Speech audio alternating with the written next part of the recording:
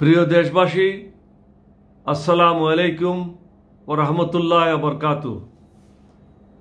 স্বৈরাচারী আওয়ামী লীগ সরকারের কারণে আজ সমগ্র জাতি এক কঠিন সময় পার করছে। মাঝে মধ্যে মনে হচ্ছে এই স্বৈরাচার থেকে মুক্তি বোধ হয় হাতের নাগালের মধ্যে, কিন্তু সেই মুক্তি এখনো অর্জন হয়নি।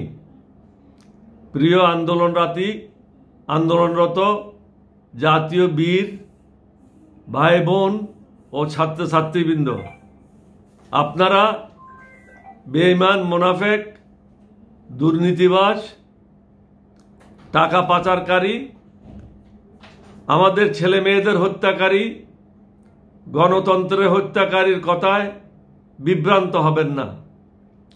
তারা বিভিন্ন জনকে বিভিন্নভাবে আন্দোলন নস্যাৎ করার জন্য আপনাদের পিছনে লেলিয়ে দিয়েছে। মনে রাখবেন, বাংলাদেশের জন্য এটি দ্বিতীয় মুক্তিযুদ্ধ। এই নিষ্ঠুর ও অমানবিক স্বৈরাচারী আওয়ামী লীগ সরকারকে এক মুহূর্তের জন্য বিশ্বাস করবেন না। আপনাদের যৌক্তিক দাবি থেকে এক সুতা পরিমাণও সরা যাবে না। আমাদের ছাত্র সমাজ, আমাদের ছেলেমেয়েরা আমাদের ভবিষ্যৎ। দেশের ভবিষ্যৎ প্রজন্মের উপর আঘাত এই জাতি কখনো মেনে নেবে না। যে বা যারাই আমাদের ভবিষ্যৎ প্রজন্মের উপর আঘাত করবে, তাদেরকে অবশ্যই জনগণের সামনে জবাবদিহি করতে হবে। এখন দফা 1, দাবি 1, স্বৈরাচারের পদত্যাগ। সকল বাধা বিপত্তি উপেক্ষা করে সুশৃঙ্খলভাবে আন্দোলন চালিয়ে যান। স্বৈরাচারী সরকারের পতন নিশ্চিত না হওয়া পর্যন্ত কর্মসূচি শিথিল করা যাবে না। নতুন জাতীয় বা অন্তর্বর্তীকালীন সরকার গঠন না হওয়া পর্যন্ত আন্দোলন অব্যাহত থাকবে। জাতীয় ঐক্য ধরে রাখুন, সাবধানতা ও সুকৌশল অবলম্বন করুন। মিথ্যাবাদী ও গুজব রটনাকারীদের কথায় বিভ্রান্ত হবেন না।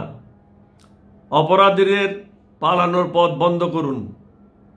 আমাদের পূর্ণ সমর্থন আপনাদের সাথে আছে, তবে সশরীরে অংশগ্রহণ করে আপনাদের এই বিশাল আত্মত্যাগ ও অর্জনকে বিতর্কিত করতে চাই না।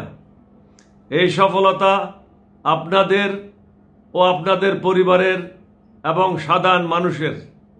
আল্লাহ আপনাদের সাহায্য করুন, সহায় হন। আপনাদের বিজয় অবশ্যই ইনশাল্লাহ হবে।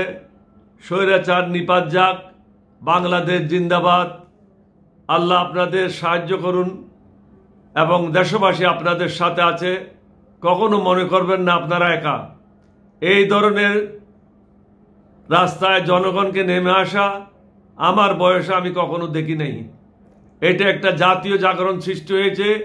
এই জাগরণের মাধ্যমে বর্তমান স্বৈরাচারী সরকারকে পদত্যাগ করতে বাধ্য করবে।